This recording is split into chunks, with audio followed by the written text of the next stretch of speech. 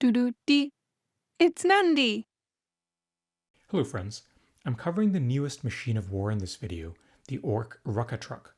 If you're here for a 15-second summary, the Rukkatrukk shoots squigs onto the battlefield that do damage to an enemy and then remain on the battlefield as summons. Its passive marks a bunch of hexes as squig mines, which explode as enemies step onto them. Newest Tacticus ambassador and friend, Hito Nagashi, has helped me with this video, and his referral code is on screen as a thank you. Machines of War have no stats of their own since they aren't deployable, but they have a primary and secondary ability. The model and animations, as usual, are fantastic. The primary ability deals physical damage to an enemy that has one friendly orc or two friendly units adjacent to it. Then, if the target has two friendly orcs or four friendly units adjacent to it, you summon a large squig on a random free hex adjacent to the target. The ability starts with a 1-turn cooldown and costs 1 munition. The secondary ability is free to use and places mines on the battlefield. The idea is the Rukkatrukk fires a bunch of squig mines that get buried bottoms up and explode to deal blast damage when an enemy steps onto them. The Mythic ability, which is probably what I'm most excited about, effectively is a 20% damage boost for your Mythic melee characters, provided you can meet the conditions listed here. It is important to note that this is just for normal melee attacks, not abilities, and I will have a section looking into this ability later. On the surface things are simple enough, but let's take a look at gameplay clips before diving into the numbers.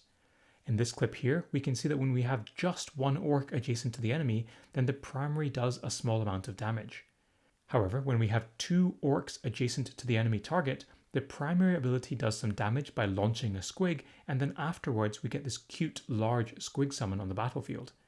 The summon itself isn't particularly strong, but it does look to have the orc faction marker, so it helps to boost get stuck in if necessary. It's also noteworthy that it doesn't have any special bounce ability like we had for the previous Christmas survival. The secondary essentially puts down a minefield as shown. You target a hex and then the truck fires squigs at the marked hex and hexes around it. When an enemy steps onto the mine, they take blast damage. This ability is a bit different in templating to what we are used to, as units summoned on top of it will also take damage. This was not the case for Isaac's decoys nor Galatian's secondary. Stepping over the mines without stopping on the hex also doesn't trigger them. The mines don't deal friendly fire damage and disappear after one round of combat if untriggered. It's also pretty cool to use in a tactical sense, since the mines have to go onto free hexes rather than occupied ones. As you can see in this clip, we set up our team defensively and then deploy the mines, which means that the enemy has to step onto a mine before they can engage our characters. So where might the machine be useful? We'll look at this in a few parts, analysing it with and without the mythic buff. The damage from the primary is reasonable. It is targeted and does okay damage, but requires your units to be adjacent to the enemy. Obviously, if you can get the squig out of the primary, then you get even more value, particularly for PvP modes. The secondary is also fine. The damage is slightly higher as you would expect for something that isn't guaranteed damage. Laying down mines for enemy AI to run into helps you in modes like War, especially if you are setting up defensive teams, either with tanky units or Overwatch units. Where I am particularly excited about this machine is for its mythic ability. This gives your units up to 20% bonus damage for normal melee attacks, so in theory there is a huge boost to your traditional multi-hit team, using characters like Ragnar, Snotflogga, Gulgort, or possibly even the Dark Angel variants, though I suspect you'll still want the Spore Mine against Magnus. Tacticus ambassador and friend Hito Nagashi helped me work out this replay, and I think it really highlights the power of the machine quite well. You want characters with multiple hits. Ragnar has 7 hits at baseline, increasing up to 10 when he charges. Snotflogga has 5 base hits, increasing to 7 with his Get Stuck In faction trait.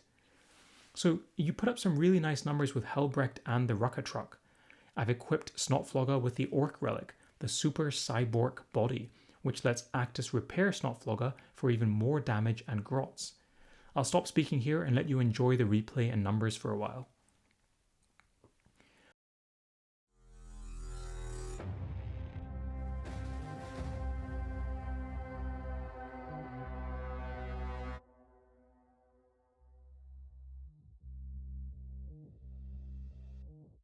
The problem, which I'll touch on in an upcoming video about the economy, is the rate of progression. I spoke to Sir Eldrick, affectionately known as the Wiki Guy, who has helpfully given me these numbers. Just running tier 12 and buying nothing would take 6 incursions to bring a new Machine of War to Legendary Star. The 7th incursion would then have enough Mythic shards to get the machine to Mythic, but you'd need to still supply the orbs yourself. So while the Rukkatrukk is super cool to use, the Mythic features aren't easily accessible unless you are willing to fork out cash, or Snowprint do another generous event like the Mythic Celebration. We are familiar by now with incursions and how they run. Essentially, every live op cycle you pick the Machine of War you want to progress, and then spend the event earning shards and rewards for that machine. For the Rukkatrukk machine, we use a selection of Imperial characters. You can see these on screen, but it looks like the Ultramarines, Black Templars, Space Wolves, Dark Angels, Blood Angels, and Custodes are usable factions. Essentially the Space Marines, but please excuse me while I hide from the people that tell me Custodes are not Space Marines. The enemies for this incursion are Orks. We fight against the usual Ork NPCs, but this time also against the large squigs that we met for the first time during the Red Gobbo survival last Christmas. In the absence of too many other talking points, I figured I could show you some graphs and math for this Machine of War. We will look at both the primary and secondary ability in turn. I have Talon, Tacticus Ambassador and Friend to thank for these lovely graphs. Remember that black is a character's total health and green is how much damage the ability does. We have recreated those same graphs with the secondary. What you'll have noticed as I cycle between the two graphs is that the Machine of War does enough damage to kill the squishiest of player characters and okay damage to the rest. Comparing them, the Squig Mine does do more damage, once more as you would expect, since the damage isn't less guaranteed compared to this machine's primary ability. As usual, I have my infographic here on screen for you to enjoy and share if you'd wish. If you haven't seen my updated Machine of War guide for 2025, I would recommend checking it out. I've used the same assessment model for this Machine of War. I think its utility will mainly be for war, at least without the Mythic upgrade, where you can at least put some Spore Mines down for enemies to walk into and soften them up prior to engaging your main force. I'm less convinced of its utility in Tournament Arena or raids. It's probably fine as a way of doing some extra damage, but the primary is fairly conditional and the secondary isn't that good against other players, plus is a little bit random.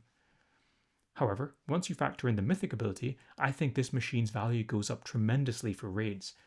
Overall, this is probably something you don't need to invest in as an early to mid-game player, but a really valuable tool for end-game content and diversity. Okay, that's all I've got. I hope you found it useful. A big shout out to my Patreons for supporting me, and Hito's referral code is on screen once more as a thank you. Bye for now.